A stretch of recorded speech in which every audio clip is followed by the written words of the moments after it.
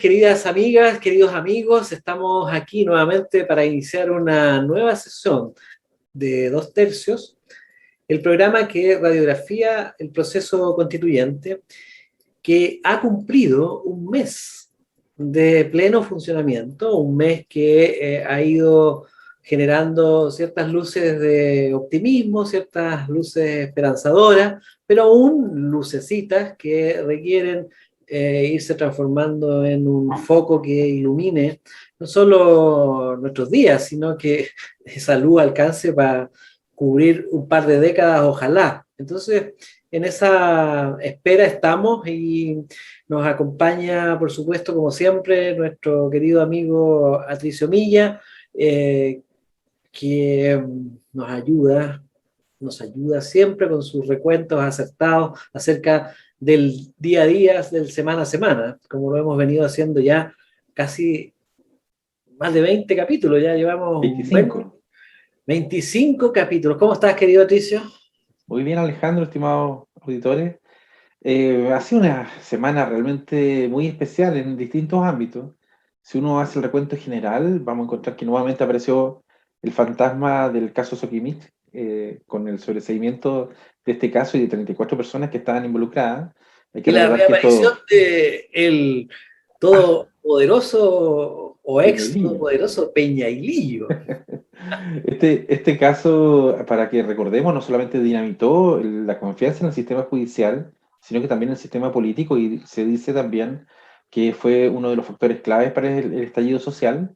También en esta semana ocurrieron los debates por las presidenciales de la centroizquierda, de la unidad constituyente, y ellos aporta a los próximos días y semanas las primarias.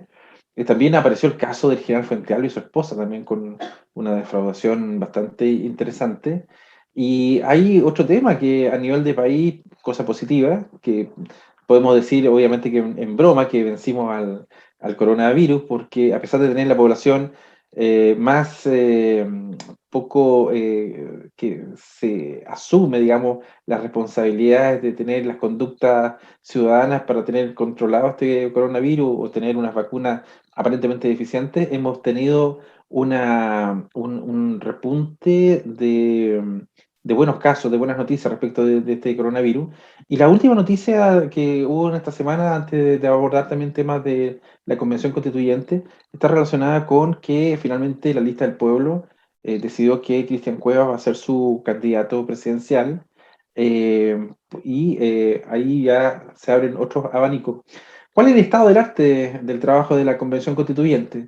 Bueno, después de una pintoresca ronda en los salones a las afueras, digamos, del Palacio Pereira, al son de la canción de Víctor Jara, del Derecho de Vivir en Paz, se celebró prácticamente un mes del ejercicio de la Convención Constituyente.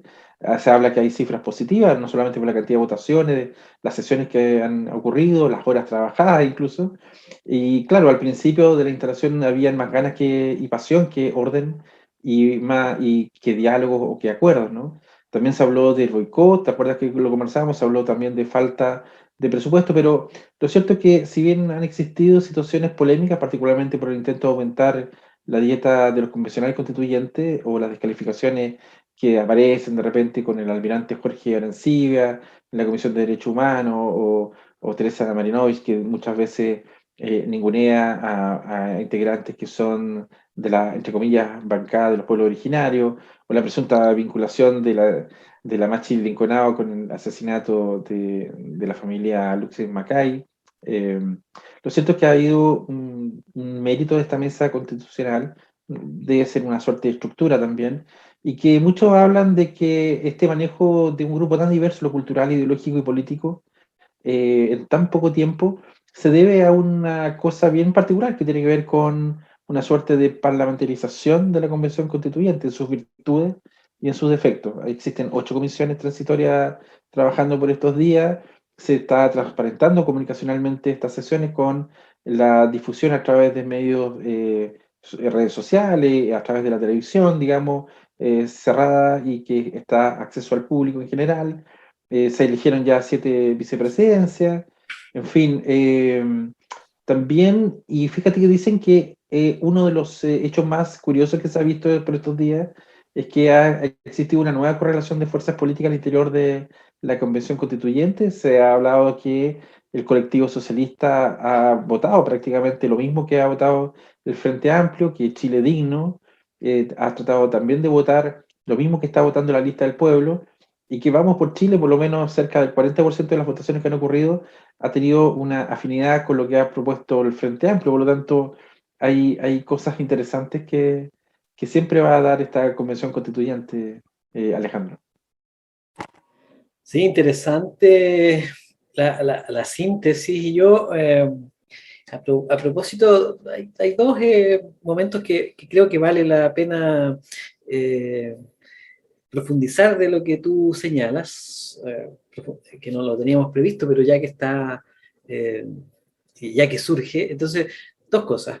Eh, la nominación de Cuevas como candidato presidencial para la zona es un hecho muy importante porque Cristian, eh, si bien es cierto, es oriundo del sur, como muchas familias andinas, en los 90 luego del cierre de las mineras en el sur hubo una inmigración interna, una migración interna hacia los Andes, hacia muchas regiones, pero particularmente los Andes, vinieron muchas familias del sur a vivir y que hoy día están instaladas y tienen sus hijos andinos, en fin, como tantos de nosotros.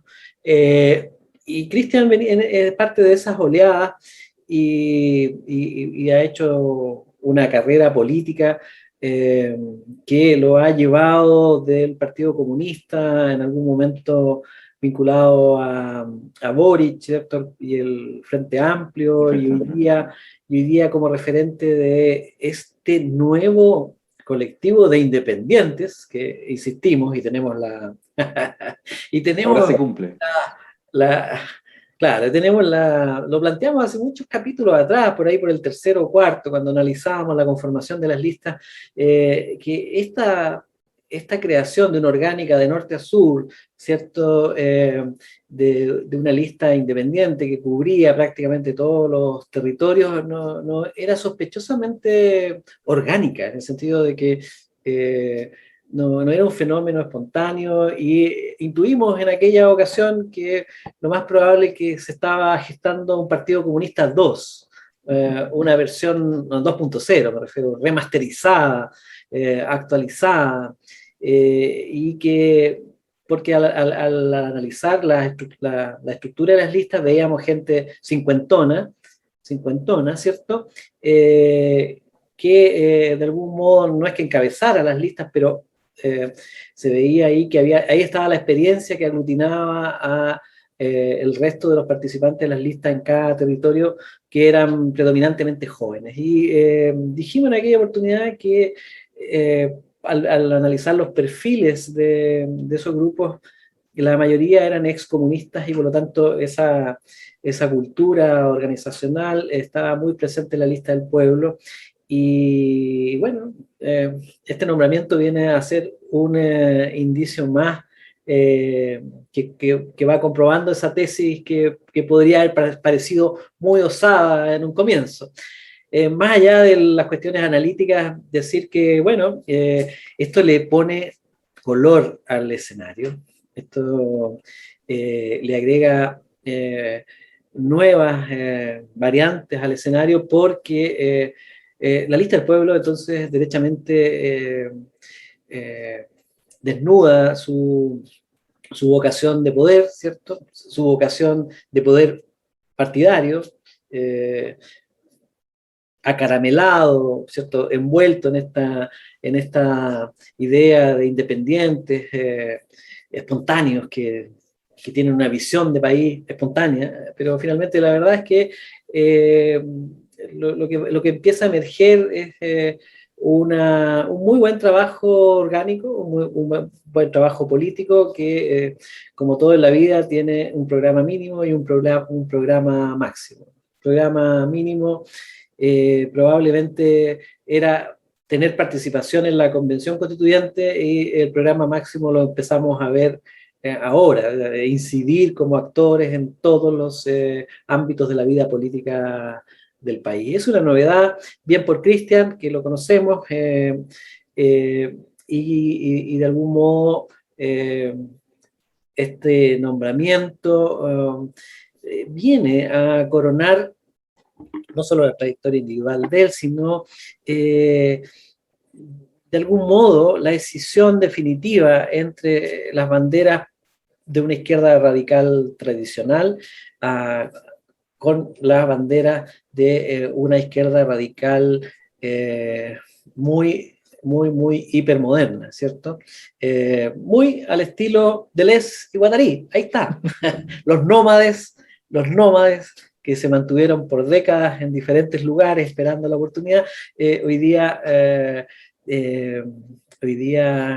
salen a conquistar el territorio. Y eso... Además, Alejandro, hay que agregar al menos tres elementos. Una, que se pensaba que la lista del pueblo iba a elevar, digamos, la candidatura presidencial a una representante de los pueblos originarios. Eso finalmente no se dio. Una segunda alternativa era el alcalde de Valparaíso, que era Char, tampoco se dio. Y finalmente, y lo han celebrado mucho los grupos de minorías sexuales, Cristian Cuevas también representa, digamos, al primer candidato, si es que no me equivoco, homosexual, que va a estar, digamos, como candidato a la presidencia de nuestro Chile. Eso es para la estadística, y así ha sido celebrado, digamos, en estos grupos que forman parte también de la lista del pueblo. Y enhorabuena, diría yo, Sí, porque claro. yo creo que uno Es de una buena los... señal eso. Es una, o sea, la democracia, la inclusión, la participación, y sobre todo la tolerancia debería vernos, o sea, debería llevarnos a ver estas cosas con buenos ojos. ¿Ah? Yo me alegro porque la comunidad LGTB tiene un representante, y uno puede empezar a hablar de un país en que ya estas cosas no son extraordinarias, sino que se empiezan a volver costumbre, y eso está bien. Pero lo importante, porque todas las monedas tienen dos caras, es que la tolerancia se practique en todas las direcciones. porque la lista del pueblo es bastante tolerante, ¿cierto? O por lo menos tiene una vocación integrista que preocupa. Y entonces, finalmente, ojalá esas dos maneras de ser se aquilaten, ¿cierto? Por un lado, pedir y luchar por mayores derechos, más integración, más inclusión, eso está muy bien. Bueno, pero el otro lado es practicar más la inclusión, más la integración y la tolerancia, eso estaría muy bien. Así que, no más que desear éxito en cuanto a los planes personales de Cristian, y, bueno, y que la vida social siga su devenir, ¿cierto? Y en ese sentido, la presidencial, ojalá, que es lo que siempre planteamos, no incida en la Asamblea Constituyente. Claro, es lo que se pide. Alejandro, nosotros en el pasado, ya llevamos 25 capítulos en dos tercios, hemos hablado del pensamiento de Deleuze, de Guattari, de Foucault, también el último de los pensadores, Lipovetsky. De cada uno de ellos siempre mencionamos temas relacionados con el mundo de la economía, que nos afectan mucho. La repasada final que hicieron los candidatos o postulantes a la presidencia, Boric, qué sé yo, Sichel, y en la pasada, digamos, discusión o diálogo que hubo a través de la televisión de, de Maldonado, de Narváez y de Proboste, eh, aparece nuevamente el tema del modelo económico que tenemos. Aparentemente ninguno se ha jugado por cambiar el modelo, parece que es muy cómodo y funcional, hablan sí de mejorarlo. Sin embargo, hay una realidad estructural de nuestro país que somos extremadamente hiperconsumistas, y ahí hoy en día, si la revuelta social partió con 30 pesos 30 años, como fue el lema, hoy en día ha existido una alza generalizada de no solamente los servicios básicos, sino que también del costo de la vida total y del costo de los productos. O sea, los 30 pesos Chile, se devaluaron, hoy día son como, ya no sí, valen lo mismo. claro, el gas como uno de los síntomas, digamos, de este proceso, pero vemos que en las grandes tiendas la gente sigue comprando automóviles, siguen comprando, qué sé yo, electrodomésticos, en fin, hay mucho dinero circulando también gracias al retiro de los sucesivos 10%, se está arreglando las casas, en fin, temas médicos, pagar deudas, que ha sido uno de los temas.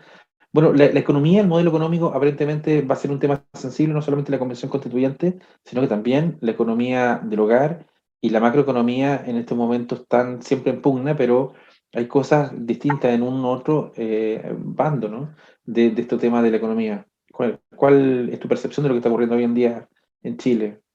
Bueno, yo creo que eh, hay cosas que son simbólicas, pero no porque se propongan ser simbólicas, sino por estas jugarretas de la historia.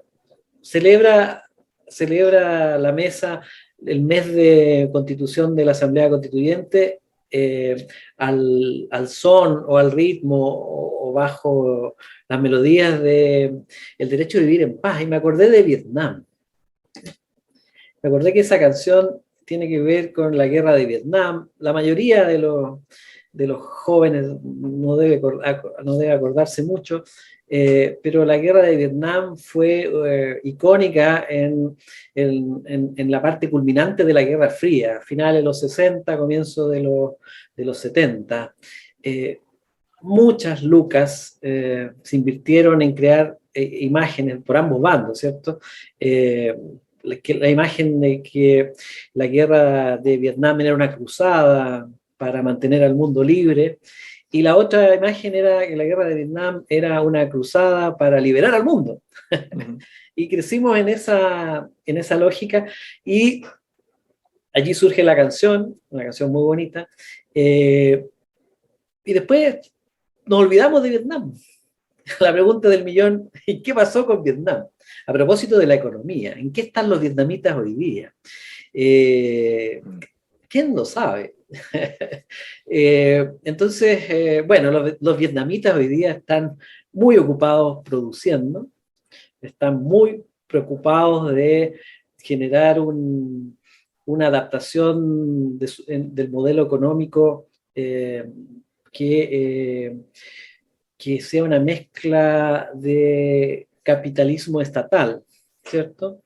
Muy inspirado en el modelo de China, pero Vietnam hoy día es un mercado productor de todo tipo de bienes, y yo no puedo dejar de recordar que en la década de los 80, los 70, los 90, 2000, pero hasta 90, contemos, los vietnamitas eran los migrantes del bloque socialista, eran los que hacían el trabajo que nadie hacía en el bloque socialista. Eran las hormiguitas que mantenían funcionando las calderas, que mantenían funcionando las cocinas, que mantenían funcionando el bienestar del mundo socialista.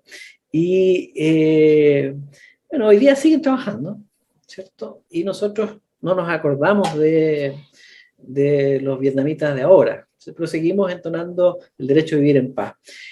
Simbólicamente, entonces, eh, Vietnam se orienta hacia la economía de mercado, manteniendo su sistema centralizado y de control férreo de la vida política. Y en ese sentido, la, las diferencias de las economías nuestras y la de Vietnam nos deberían llevar a pensar. Ellos están preocupados de producir, de generar crecimiento económico y de capitalizar. Nosotros estamos más bien en otra etapa, no estamos creciendo, Mm. no estamos creciendo, estamos más bien con un fenómeno nuevo que los jóvenes no conocen, que es la inflación. Por Claro. eso estamos diciendo que eh, los 30 pesos ya son como 20 en términos de poder adquisitivo, y de no mediar, un giro, no un giro, pero una variación en el rumbo, vamos a seguir en esa dirección y vamos a reinstalar la inflación y vamos a consumir los ahorros y vamos de algún modo a comprometer las ideas de progreso que están en la agenda política, ¿cierto? Porque finalmente la economía tiene que producir. Y ahí estamos en esa dicotomía, ¿cierto? Mucho proyecto de futuro, mucha conversación interesante de futuro y una especie de descuido o sobre todo de desconsideración con las leyes económicas. ¿Ya? Eh, y no en vano recordé Vietnam, porque además sería muy bueno que las personas que creen que las economías se gobiernan con voluntad, le echaran una miradita y revisaran las enormes dificultades que tenían los socialismos reales para controlar la inflación, para mantener el poder adquisitivo, para asegurar canastas básicas y en el fondo para crecer y asegurar un ritmo de crecimiento acorde con el crecimiento de las aspiraciones de la población. En los socialismos reales, que no eran malos socialismos, pero eran reales, es decir, tenían enormes dificultades para funcionar, ese era un problema central: consumo, crecimiento, bienestar o percepción de bienestar de las poblaciones. Finalmente, para decirlo, porque no lo hemos dicho, el socialismo real, por ejemplo, la Unión Soviética se derrumba porque los propios comunistas se aburrieron de vivir a lo comunista y empezaron a pensar de vivir a lo grande. Y se autoinfligieron las derrotas. ¿No? Lo que hizo caer el socialismo de real no es que el capitalismo los haya vencido. Lo que los venció fue que las cúpulas dominantes, pensando que ya tenían el poder, empezaron a pensar en cómo disfrutarlo mejor.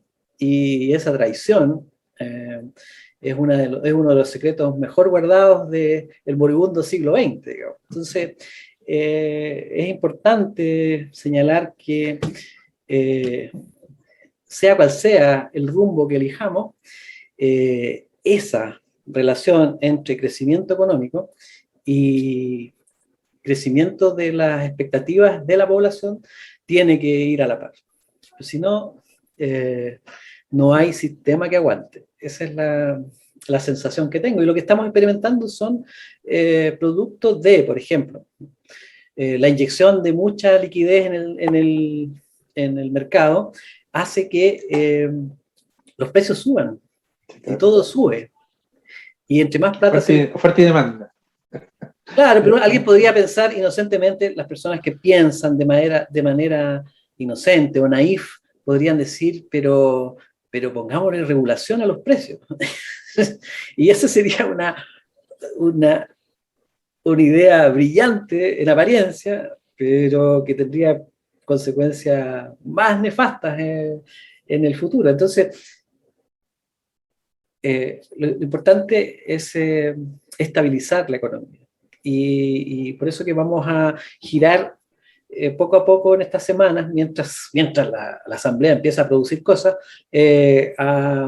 a un análisis de la situación económica y de las variables que hacen que la economía siempre se comporte no como uno quiere, sino como ella quiere. Ahora, cuando ella quiere es por culpa de que todos queremos. Es un juego de palabras, pero que nos lleva a la complejidad del análisis económico. Da la sensación de que en general la población, el chileno común, está entregando al Estado una idea de Estado garantista, está tratando de presionar demasiado, digamos, a las posibilidades ciertas que puede realizar un Estado, sobre todo en esta época moderna. Hemos visto naturalmente un alza muy desmedida o poco común a lo que hemos visto en los años anteriores del coste de la vida.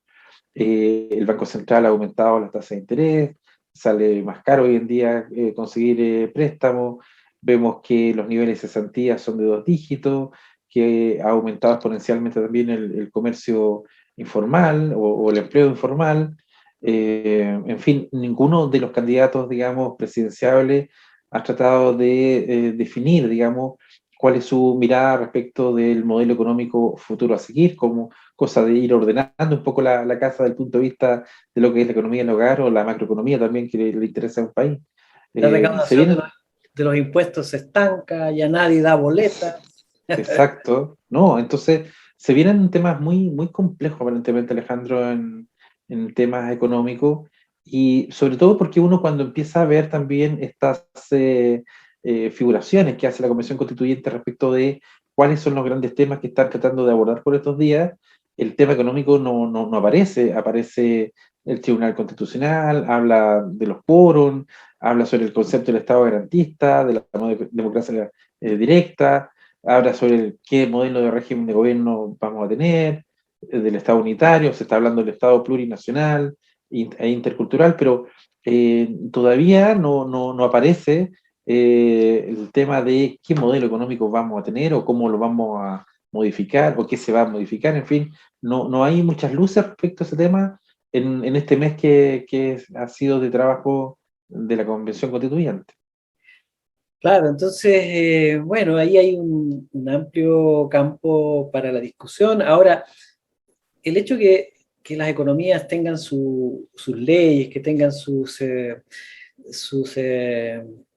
digamos, sus porfías permanentes, no quiere decir que no haya espacio para una discusión económica. O sea, el hecho de que la economía tenga una regularidad no tiene que ver ni explica por qué tenemos enormes desigualdades, por ejemplo. Claro.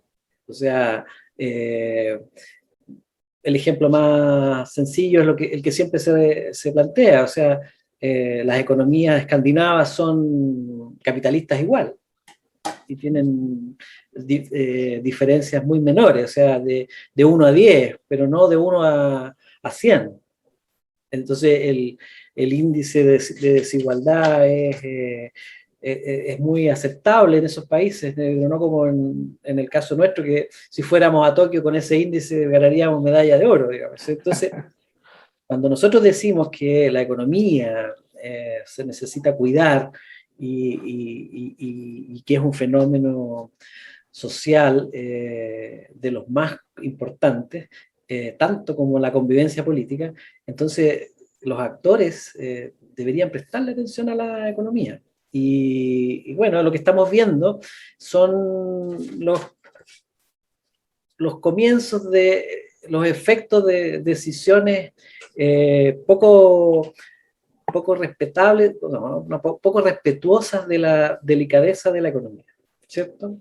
No sé, me acordé, no sé dónde está, pero mejor la, la abuela de los chilenos, No está perdida. perdida Está perdida por estos días.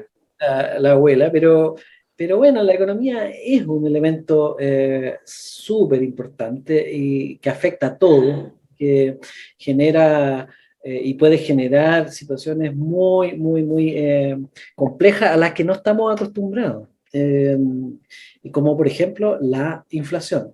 Eh, la, el dinero se puede devaluar de una manera que no hemos visto los chilenos. A mí me tocó vivir los años 90, toda la, la caída de la Unión Soviética y recuerdo cómo el dinero se esfumaba. Sí.